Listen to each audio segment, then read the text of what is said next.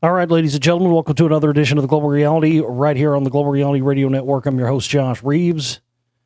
This is the Friday, December 30th, 2016 edition of the broadcast here in the final days of 2016. We thank you very much for being with us here for another edition of the show. I've got some various items of things I want to address that have come from you, the audience. Here I get so much in, and I'm sorry that I don't get to every one of you, and sometimes it takes me time. Sometimes I don't get around to anybody at all. But I mean, if you've got things that are important, if you send it to me once and I don't respond, try again. That's all I can say. But I do my best. It's just I get so much, man, every week, and it's tough to address everybody's stuff. But I got a few things here that come from the listening audience that will address and get into here for you tonight on the show. And then we'll get into some news and other topics and whatnot here for you as well on the broadcast. TheGlobalReality.com is my website. That's TheGlobalReality.com. As you can tell by the background here, we are now at condition red for our monthly fundraising goal. We have our monthly operating cost goal, the minimum amount that we need to raise every month just to cover our operating costs here for the cost of the everything. Everything costs money. I wish it didn't. I wish there was ways to make movies and make radio shows and do all that stuff and not have to cost me a dime, but that's not reality. People out there that think that's reality have never done this for themselves and have never made a movie and have never tried to do this at this level. So the fact of the matter is we have to have a minimum in every month just to cover our basic operating costs, and we have just a short time left to do that. Our current goal, monthly goal of $1,100, we have raised $580 so far. So roughly $520, I guess, left for that. And then for the Spellcasters Volume 2, which also ends on Sunday. Both of these fundraisers come to an end on Sunday. We have roughly $700 left of our goal. That's pretty good. We're getting close. But we're just about out of time. We have no time left to go, and I know everybody's going to be partying and getting crazy and doing New Year's Eve stuff. For me, I'll just be, working and doing my normal thing here. But I guess I didn't look at it like that. Wow, that's not insurmountable. I mean, with the amount of views and viewership and listenership we've had lately, it's been off the charts. But if we had everybody out there contributing, we could reach this goal. We only have $520 left of our operating costs goal left to go, and only $700 left for our Spellcasters goal. So you're talking about $1,200 total.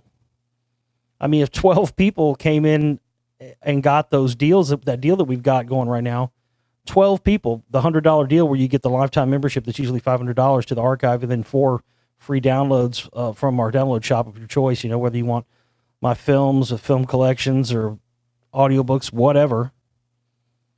So think about that. If we had 12 more people get that $100 deal, we have our monthly operating costs for this month and the rest of what we need for the budget for the Spellcasters Volume 2. So the time is now. Act now, folks. Get that deal. You have until noon on Sunday to get that deal. That's when it ends. So, yeah, 12 people. I know. I mean, we had the last video that we put out from, yesterday? Day before yesterday?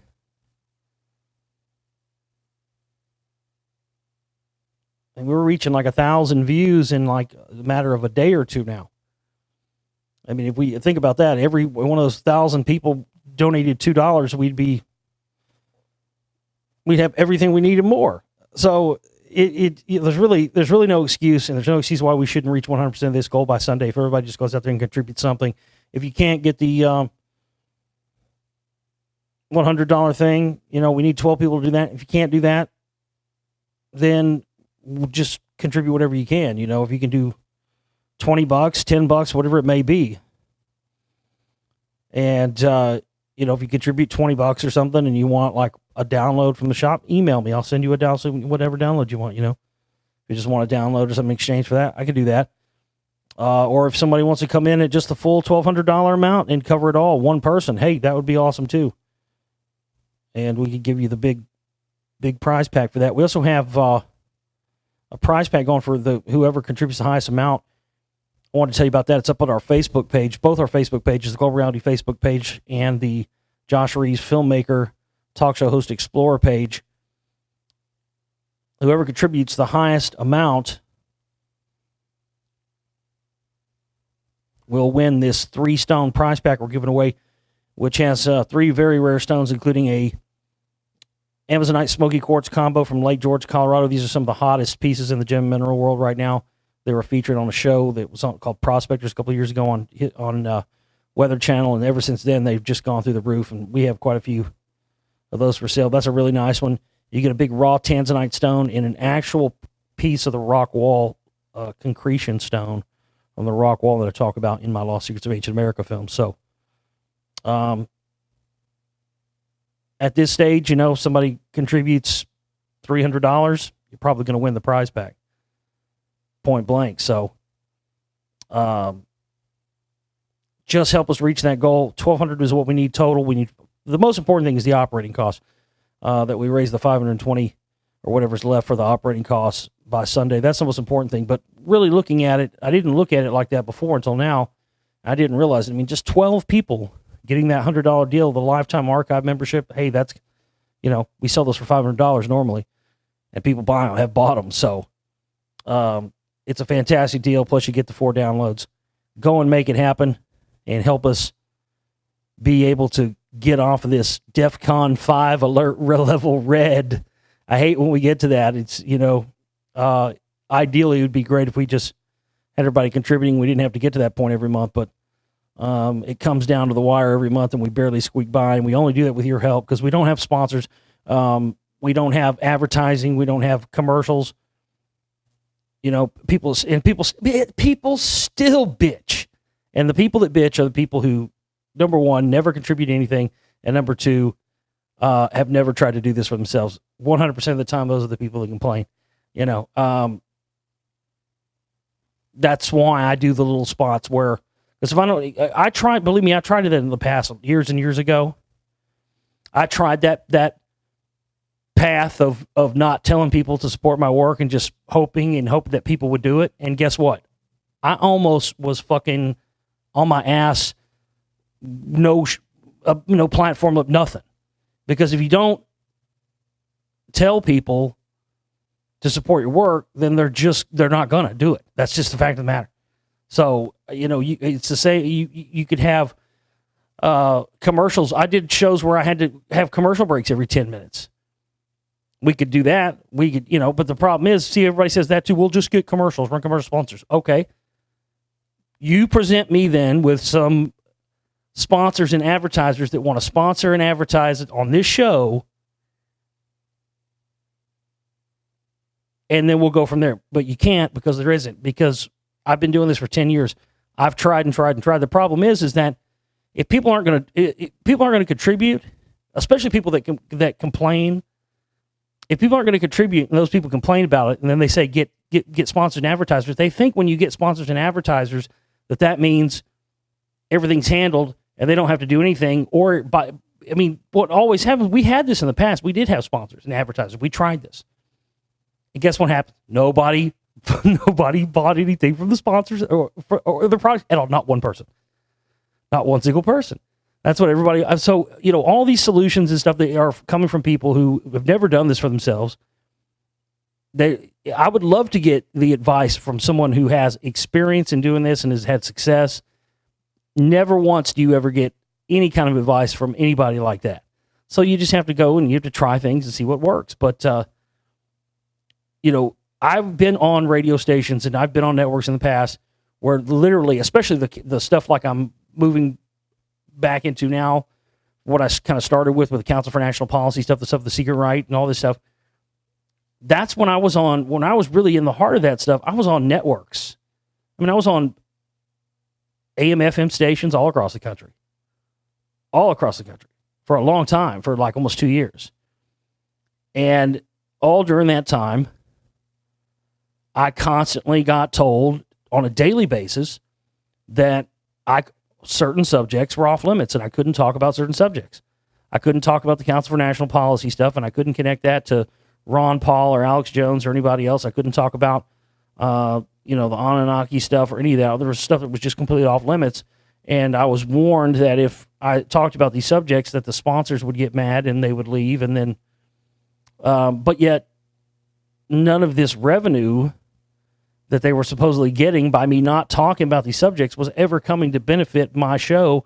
I was literally drowning, about to go under, and yet I'm having to abide by these rules and constrictions on my information. And I just had, I had enough of it.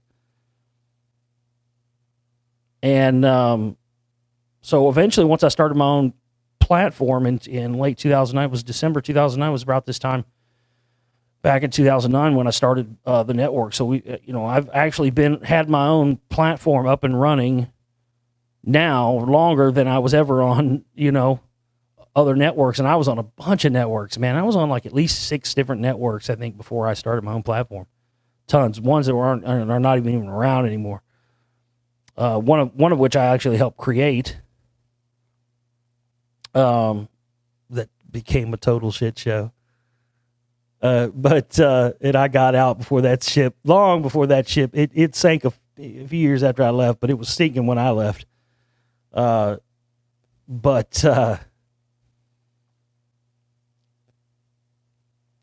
just, I just swore I'd never do that again.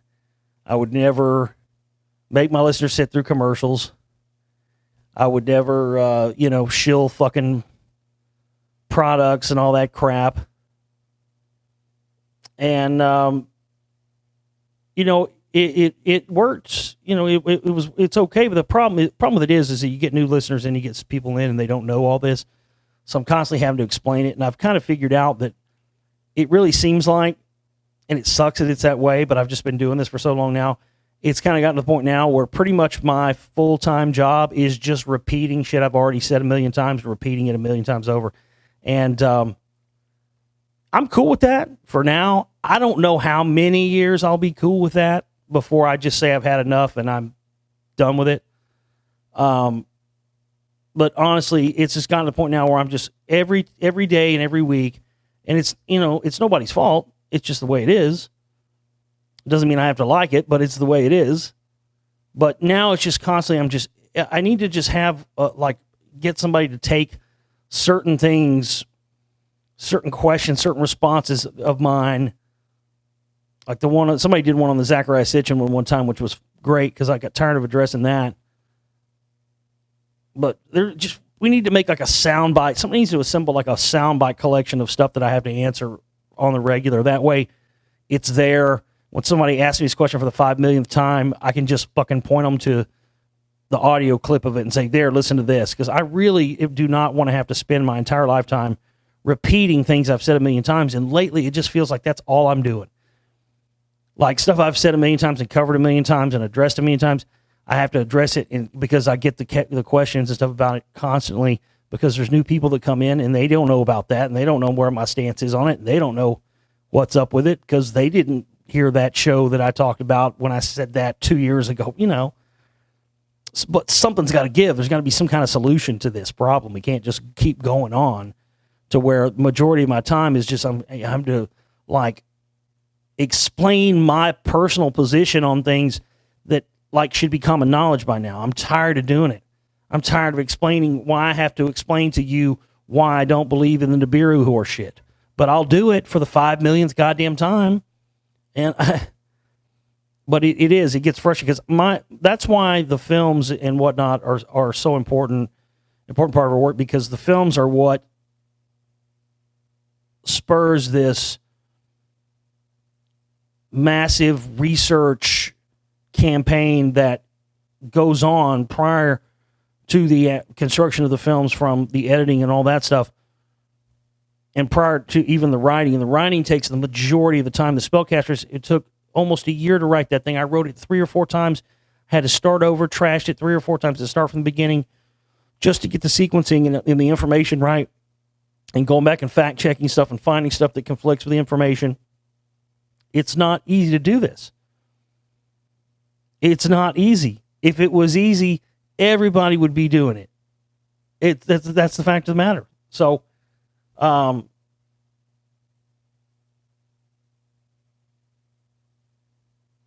these research efforts are what keeps the stuff going,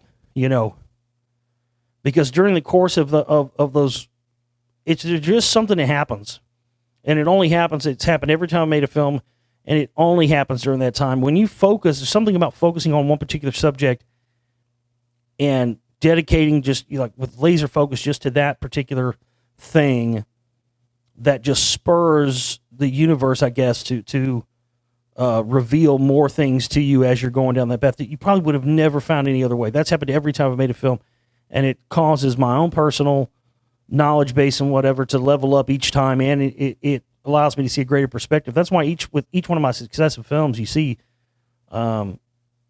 everything about them just keeps going up and getting better and better and better. And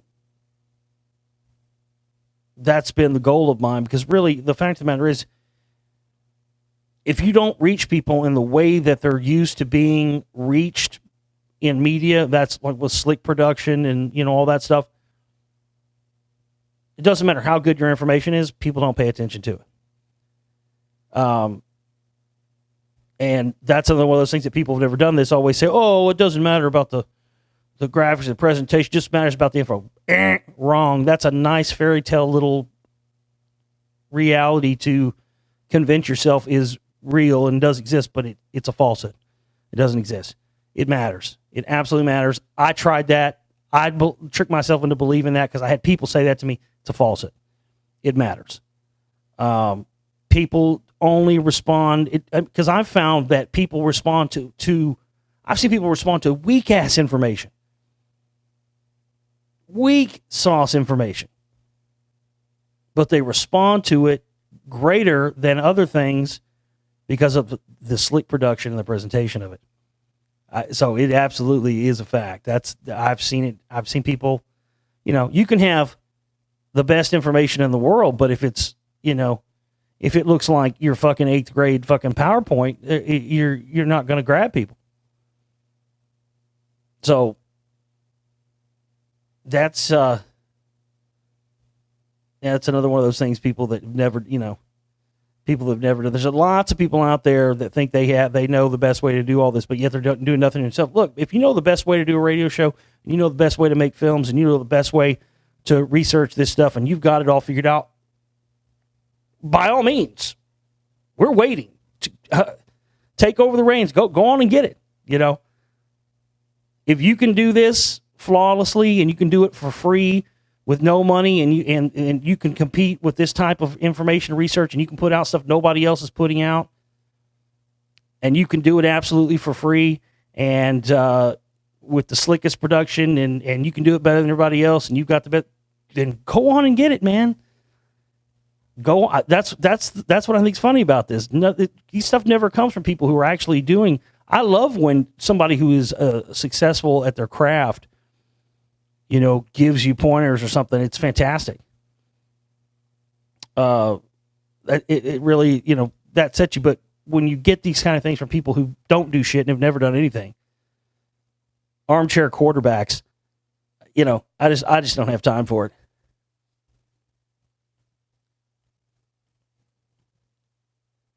All right, we've got some stuff here to address from the audience. This person says Nibiru. Nibiru? Question mark. The sun isn't right, and there are reports that people in the southern hemisphere are seeing a red planet. My response to that was, I don't subscribe to the whole Nibiru thing. Never have, never will.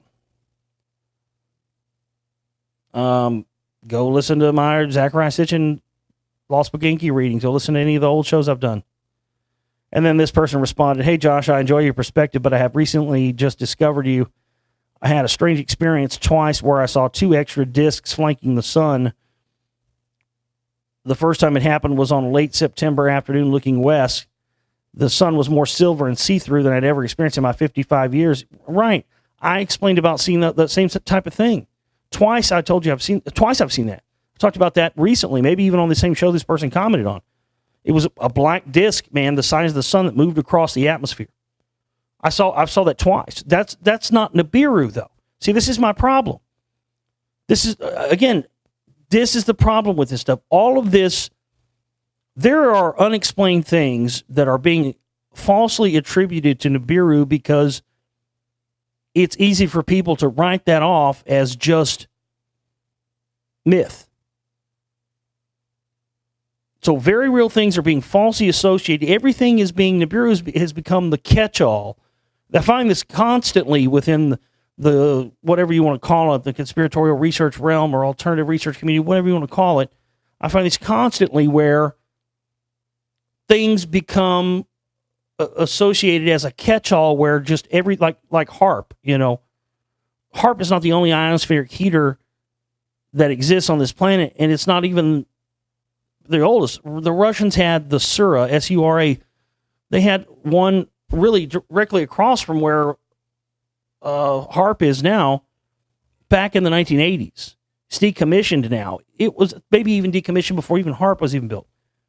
And it was a massive ionospheric heater on the scale of HAARP. Again, these things become catch-alls. And I talked about this extensively in my, I think it was in the Lost Book of Enki reading. I have, someone who does like me, who's done their own research on these subjects, is very confusing to people who've never done their own research on these subjects and just strictly believes what they've heard the talking heads and pundits and whatever else say about these subjects. Their opinions are based on that, much like the people in mainstream society whose opinions are formed and based on what they hear talking heads on TV and the news and whatever else say. So I understand it's not your fault, it's not my fault. Nobody's at fault here for this. But the fact of the matter is that a lot of my standpoints on a lot of this stuff are confusing to people who are still looking at things in the black and white way they're being presented in the official narratives. Somebody like me who's done their research on this doesn't see these things as black and white as people do, because the truth never exists in the black and white. It's in that gray area right in the middle, right in between, always, every time. So with the whole, I've talked about, because people get confused by that. They hear me talk about the ancient Sumerian stuff. They hear me talk about, the stuff I talk about, the lost secrets of ancient America, and the Anunnaki and stuff. But then they also hear me say, Sitchin was a CIA asset, which, of course, he never denied and always smiled and kind of winked when anybody asked him about it. Never saying no, he wasn't. He'd always just have a big grin on his face every time. So they don't understand how I can, be into that stuff, but say that Sitchin was a CIA asset and that Nibiru is horseshit. Well, it's because I've done my own research in this stuff, and I've been into this stuff and looking at it for so long. The whole Nibiru Planet X thing first came on my radar in the late 1990s. And I've successively seen it touted and brought out and associated with usually apocalyptic end of the world stuff, really a lot by right-wingers and Christians and stuff. I've seen this stuff, the ball ran with it. They have been literally saying, like almost every week for almost 20 years, that Nibiru's coming next week and we're all going to die. And they've associated Nibiru with Planet X, which is a completely false association. They've associated Vulcan, which is another planet within our orbit that orbits within our solar system that orbits behind Venus, and we were never able to see it from Earth. That gets played down and not talked about, or falsely associated with Nibiru. So all of these other things get left out, yet these things that are probably the effects, because this Vulcan is said to cause these sort of cataclysmic effects when it comes close to the Earth and whatnot, and the rotation of that. But yet that gets downplayed, and everything gets associated with either Nibiru or Planet X. And Planet X and Nibiru were traditionally always two separate things, and somewhere along the way, those got meshed into one thing. And then they threw the 2012 apocalypse thing in it and said that Nibiru was going to come on 2012 and was going to be the end of the world. But going back to when I first heard about this, it was in the late 1990s.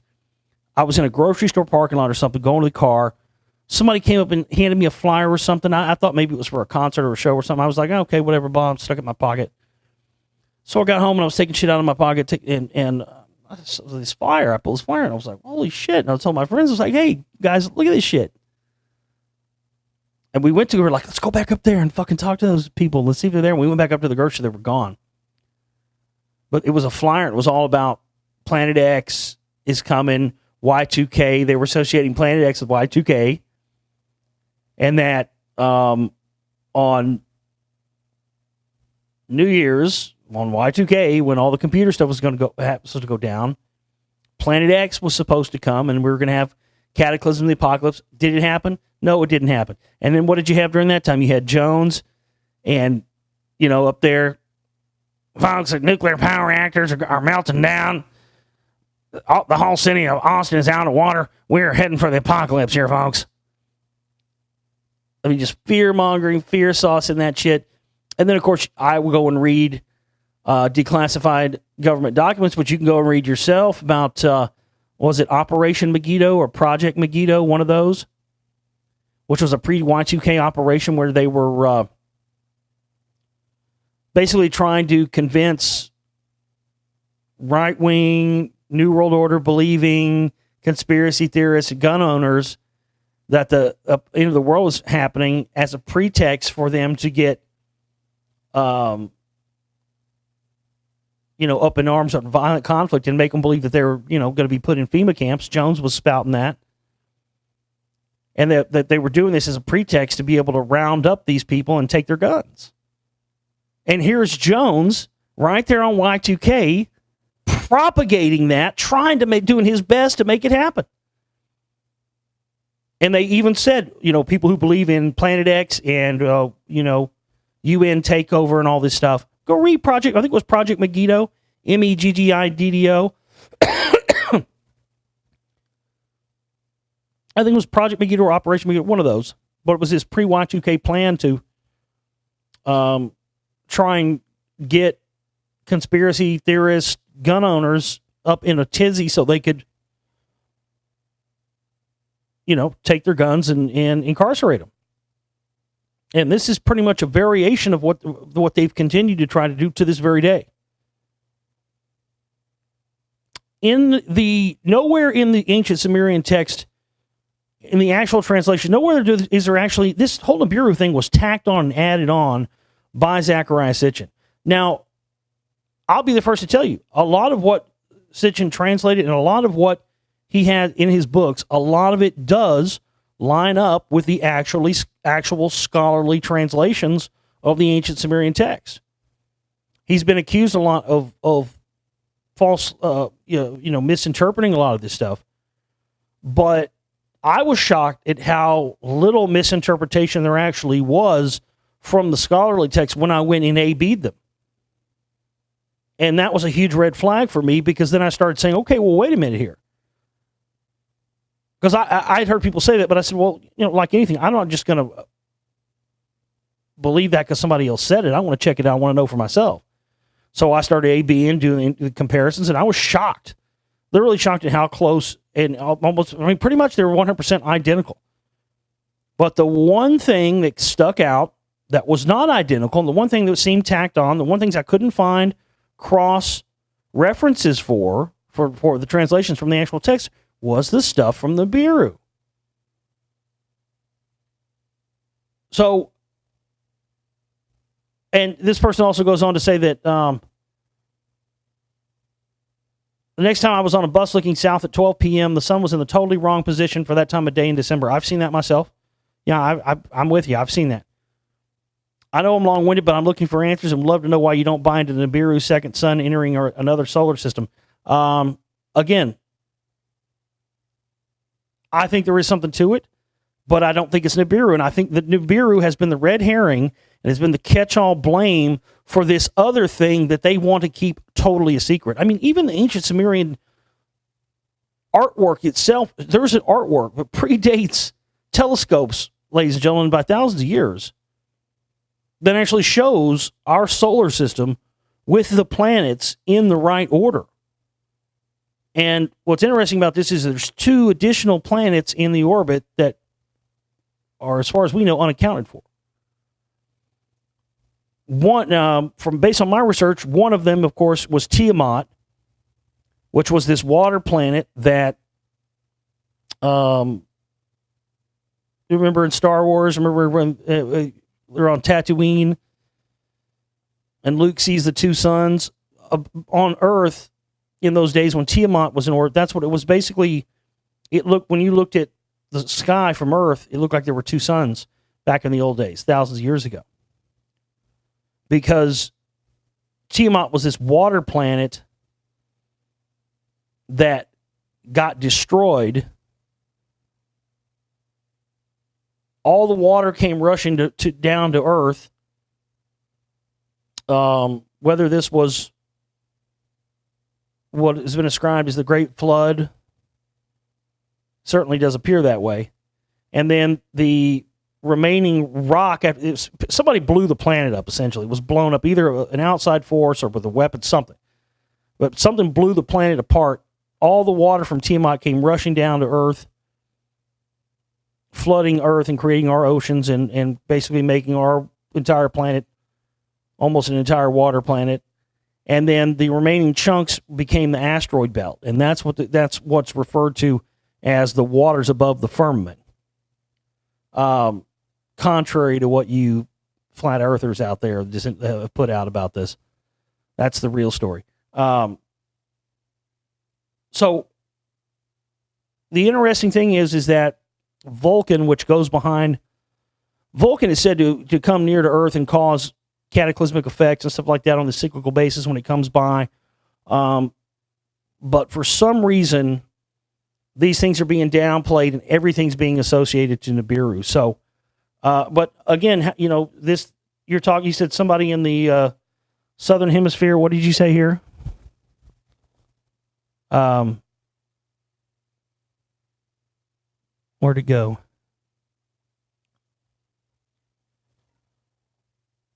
I guess I don't see it now. Something about the southern hemisphere. The sun isn't right. There are reports that people in the southern hemisphere are seeing a red planet. Well, there's also reports that people are seeing this invasion fleet that's on the end part of our galaxy that's going to alien invasion fleet that's supposed to arrive here in September 2017, which I think is interesting because that's kind of been sticking out for me.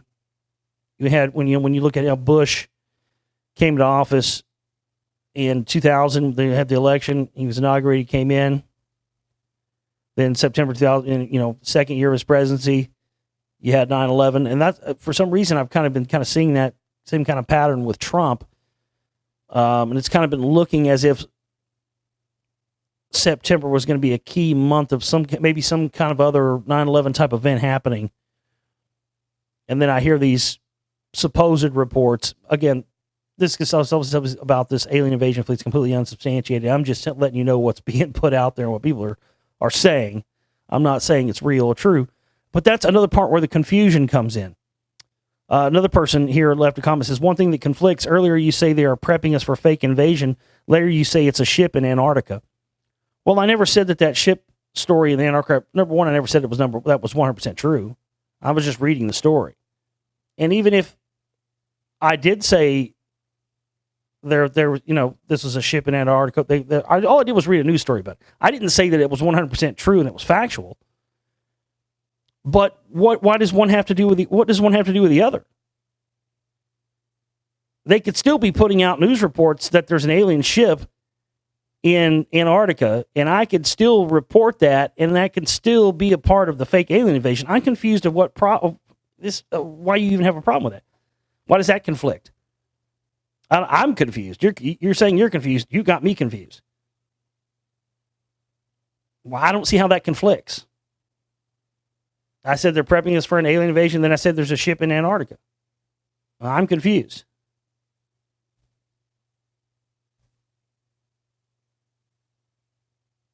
Let me dumb it down for you.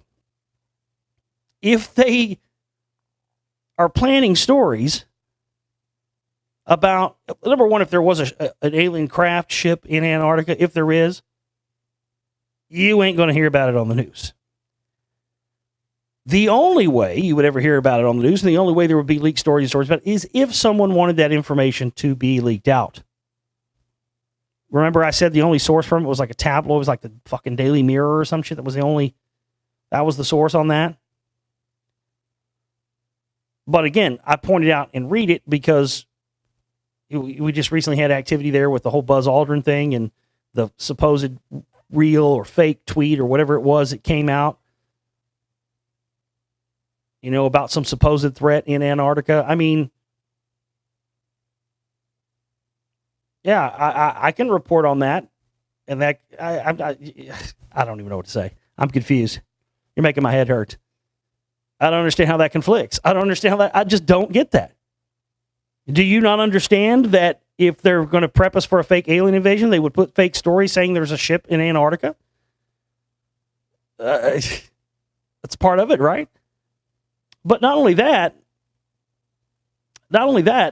this whole thing with the this supposed alien fleet that's going to be arriving here in September 2017. The interesting thing about it, from the reports and stuff that I read, and people talk about, I mean, most of the stuff, I'm sure it's probably made up, but we'll talk about it anyway. But what's interesting about it is that they said that I don't know why this would have gotten added into this report, but something about Obama or something about and Putin, or there's some sort of belief that these may not be hostile aliens. But supposedly there's a massive fleet on the edge of our solar system that's heading this way.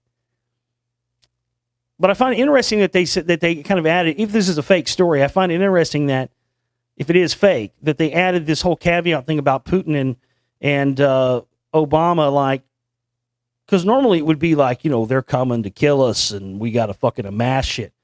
But I just found it kind of interesting. It's not something you normally see in fake stories, is that kind of detail where someone is saying, this may not be, it could be a hostile thing, but they are thinking it may not be.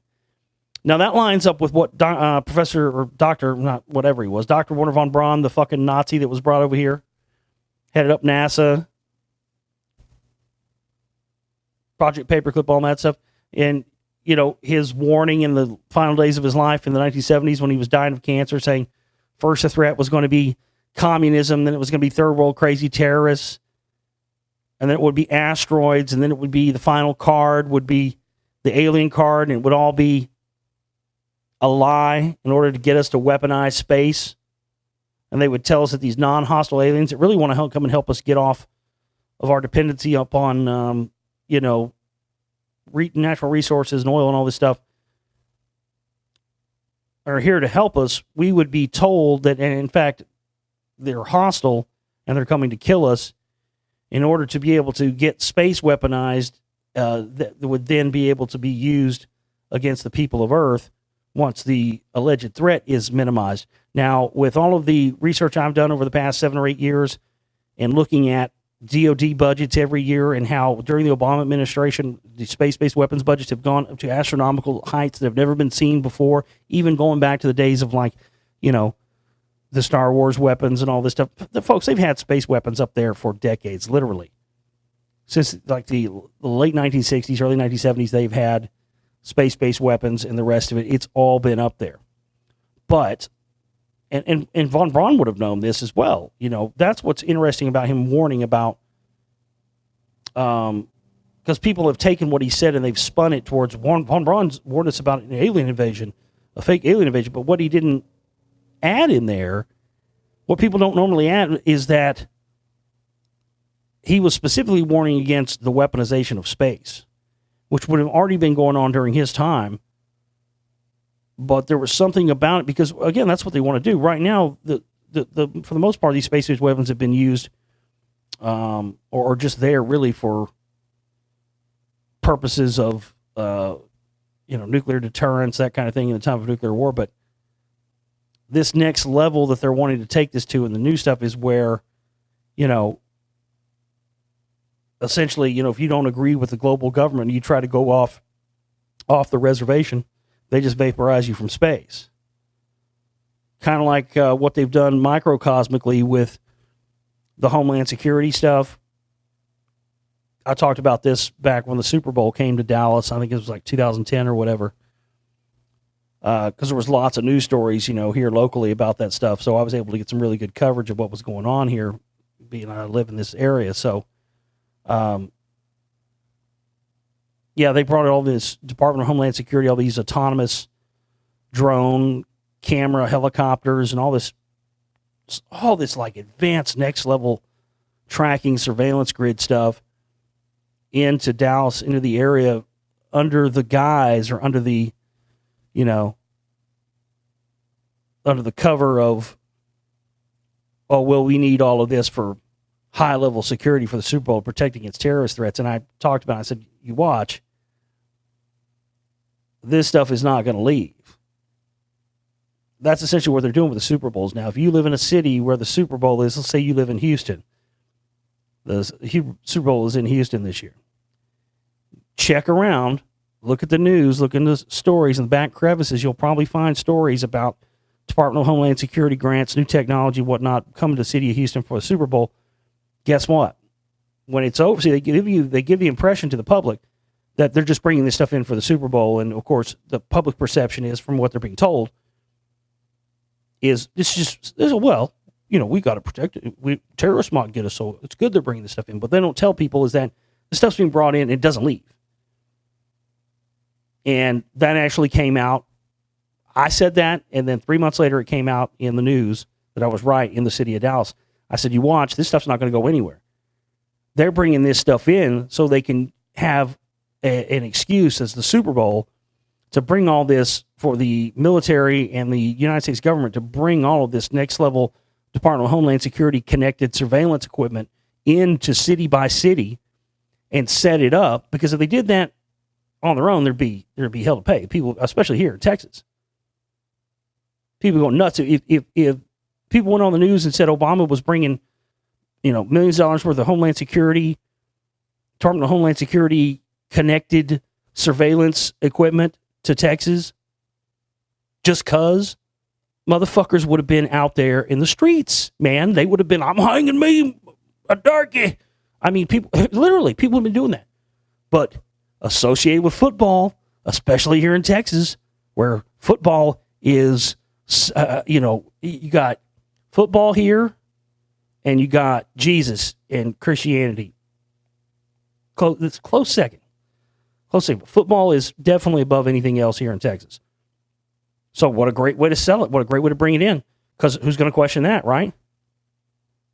It's associated with football. That's exactly what they've done. They continue to do this stuff. And that's how they get this stuff into the cities. So all of this, that's the same, that's microcosmically what they've done and what they're going to do with space-based weapons.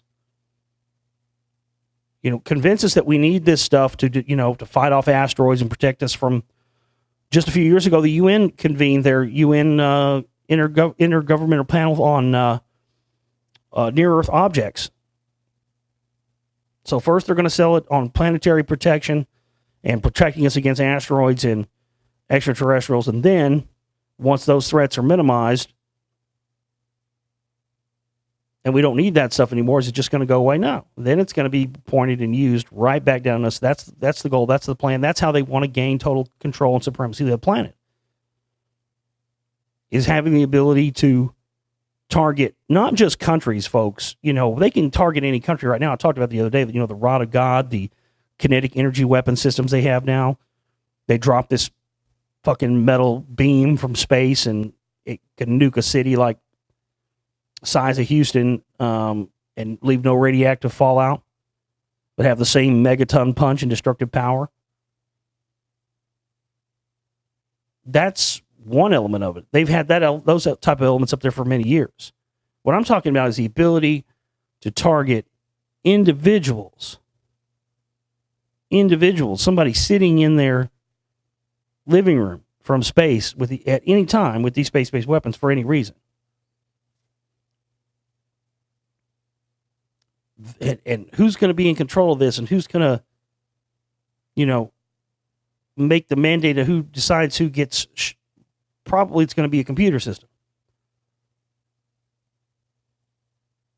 So, Skynet and all those things you've laughed at and thought were science fiction for many years, folks, they're here. They're not coming. They're here. It's just a matter of time before they start admitting to it. Here's another interesting. Here's something one of our listeners brought up.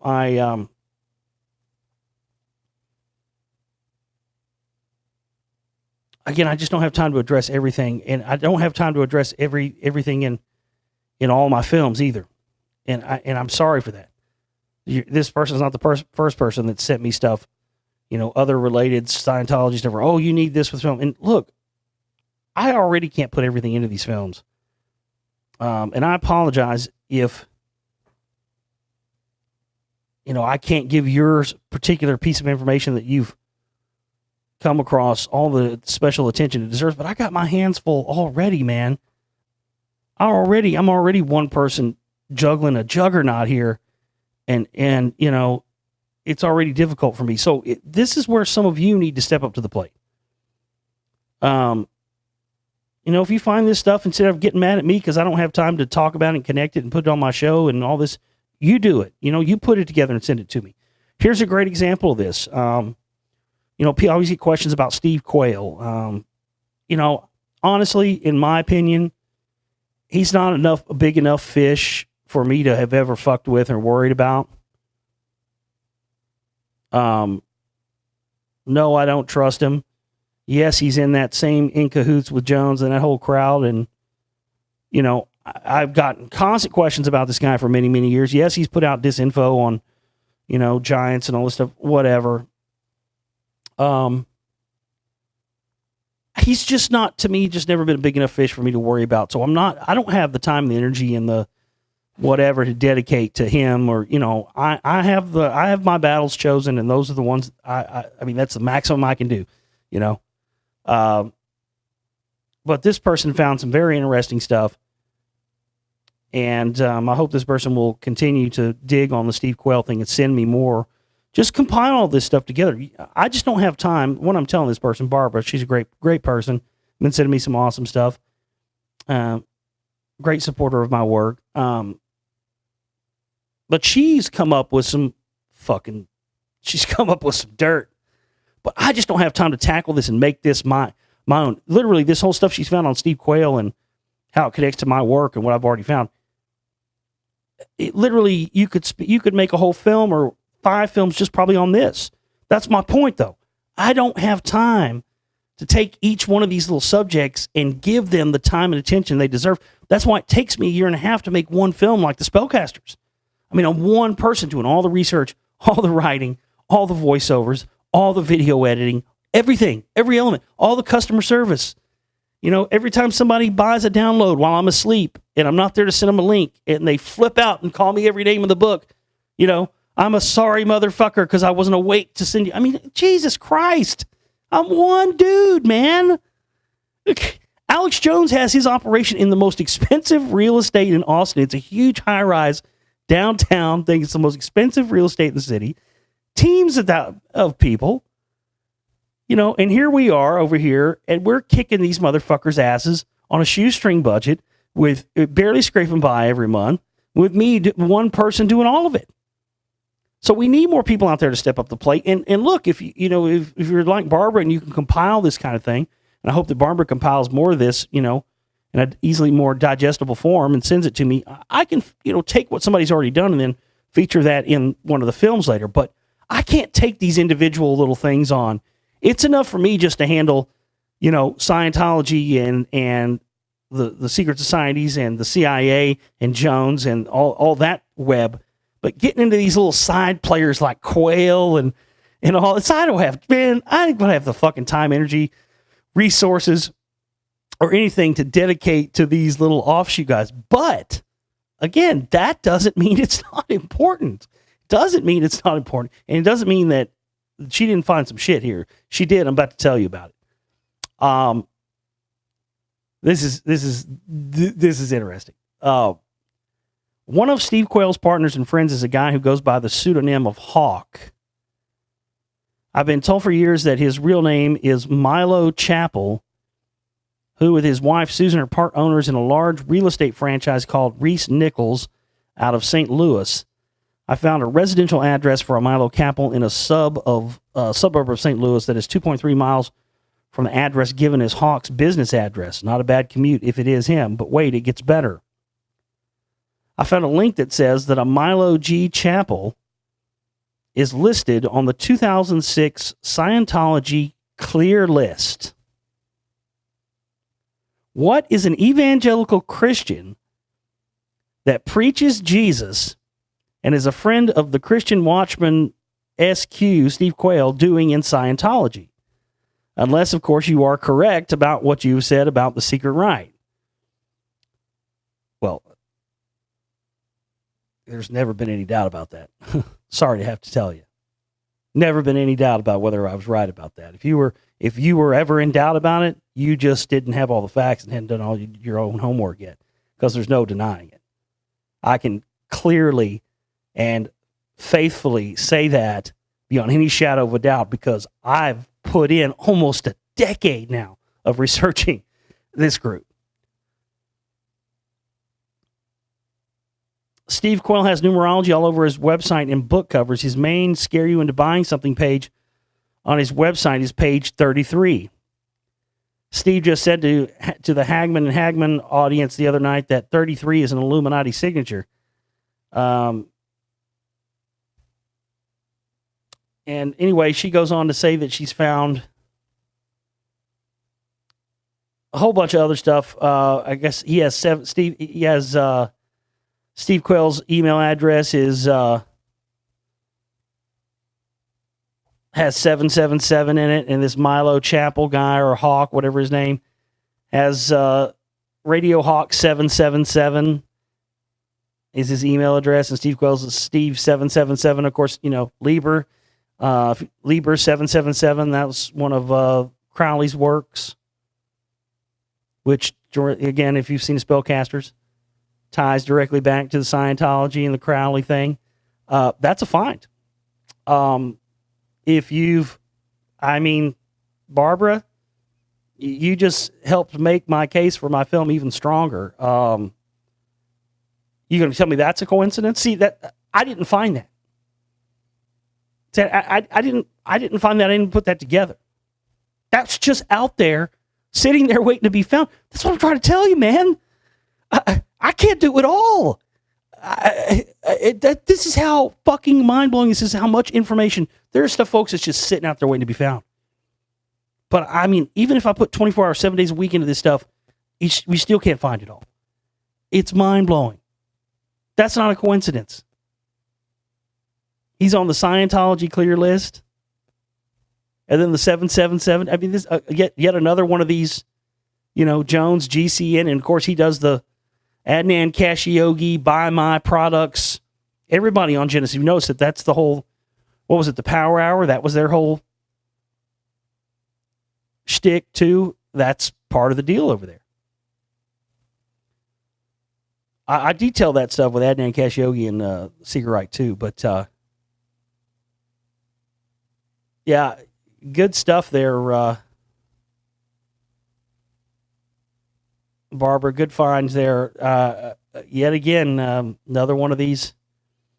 Well, what's interesting is so many of these guys who are clears. I think she mentioned this in one of her.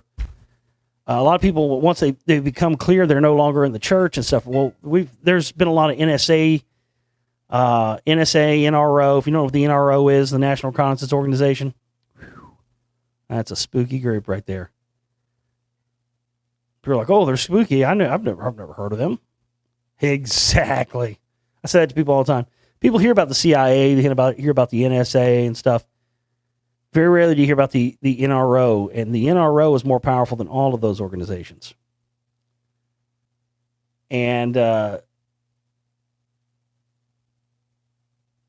lot of these guys, NRO guys, CIA, NSA guys, against Hubbard's rules, were allowed to go become full level 8 OTs. Even though Hubbard's own rules state that that's, and you had a bunch of FBI, top level FBI guys and NSA guys, NRO guys, in the beginning days of Scientology as well. I mean, it's all been there. It's all ensconced. And,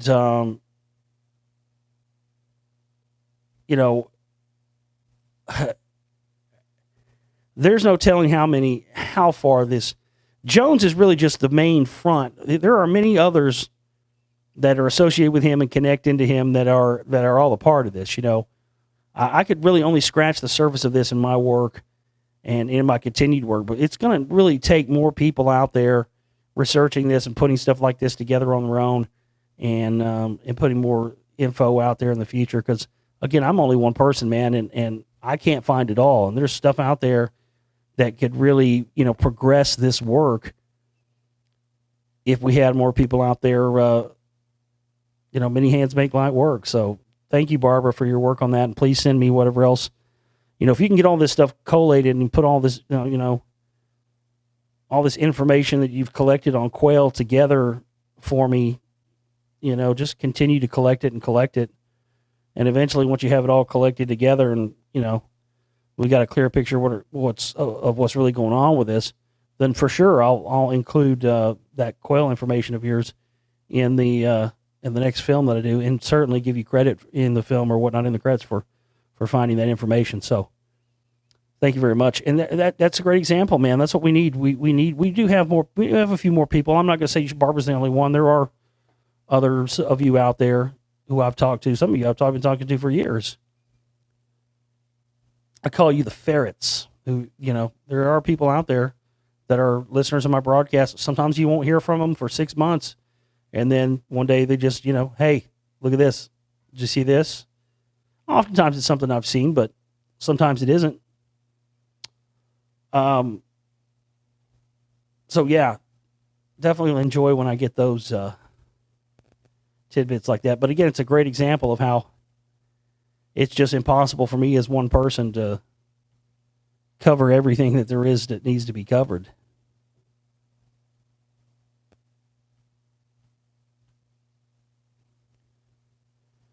All right, let's see if we have any news stories here. I'm kind of, I'm not going to lie to you.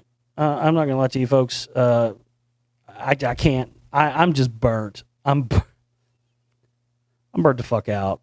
I'm not going to lie. This has been a hell of a year for me, man. I've been through a lot this year. A lot. A lot of stuff. And I'm not going to fucking cry and moan and bitch about it. But, man, I've been through the shit this year. And I've put so many hours in. I mean, I always put a ton of hours in. But this year, I've pretty much done nothing working. I've had no break.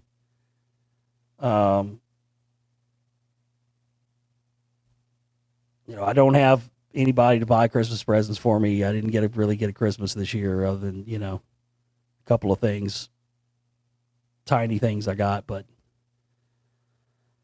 I just want a break.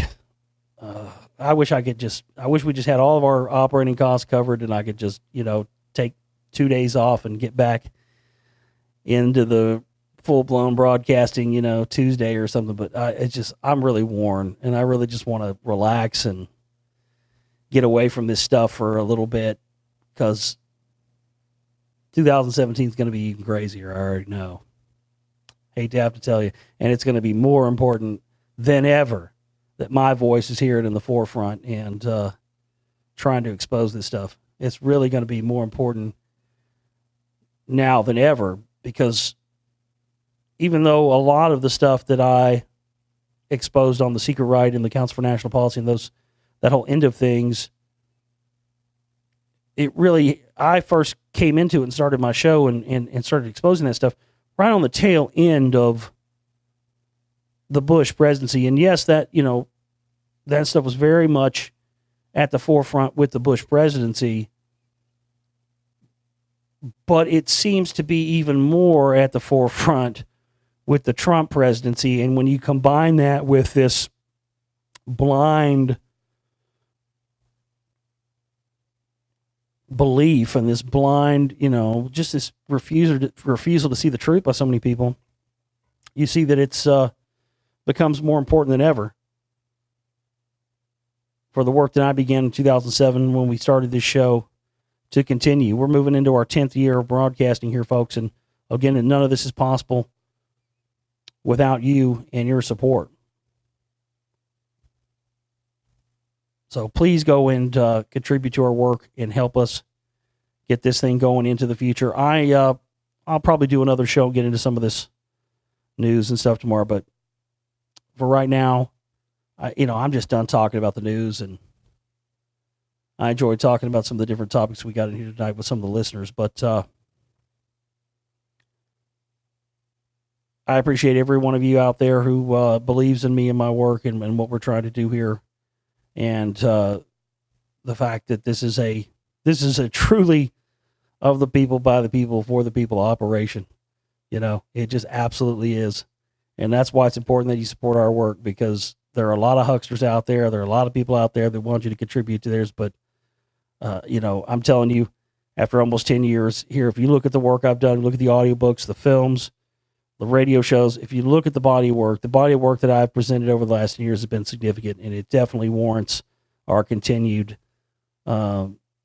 perseverance and our continued work on this and these subjects into the future. And it definitely warrants your support and your help. And I thank every one of you out there for standing with me. And as I said, when you contribute to this work, it becomes, you're a part of it. You're part of the we. When I say support our work and help us achieve our goals, you're one of those people. You're standing with me when you contribute to my work, and I just want you all to know that. And I love you very much. We'll see you here next time, folks. Take care.